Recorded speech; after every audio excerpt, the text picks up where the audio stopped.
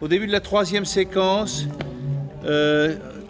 après qu'il ait été vomir dehors, quand il revient en disant « Allez, reprenons notre... » Voilà, c'est une page plus loin que ça. Ouais. Reprenons notre entretien, monsieur Tache. Comment expliquez-vous le succès extraordinaire Vous voulez un Alexandra? Oh, non, merci.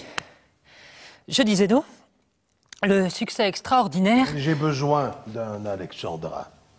Moi, mon personnage à moi, c'est un peu la création pour cette pièce, puisqu'il n'existe pas dans le roman.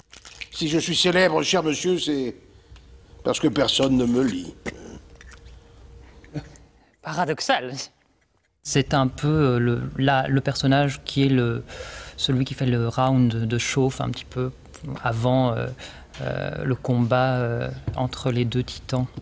C'est du fric que vous voulez? Pas du tout. Si je voulais du fric, je me serais adressée à plus riche que vous.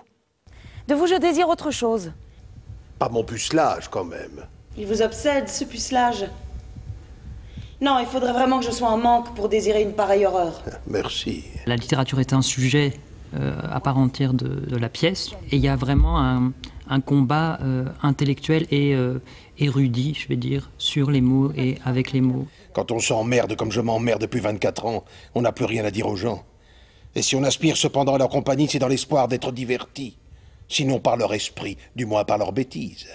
Pierre, c'est quelqu'un d'une précision et d'un regard, c'est vraiment... rien ne lui échappe, quoi. J'ai senti qu'il y avait un moment en toi, quelque chose qui se déclenchait, une pulsion de mort. C'est vrai, hein? Mais c'est vachement important. Parce que tu disais toi-même que tu étais dans le vague à cause du fait que tu ne savais pas à quel moment tu...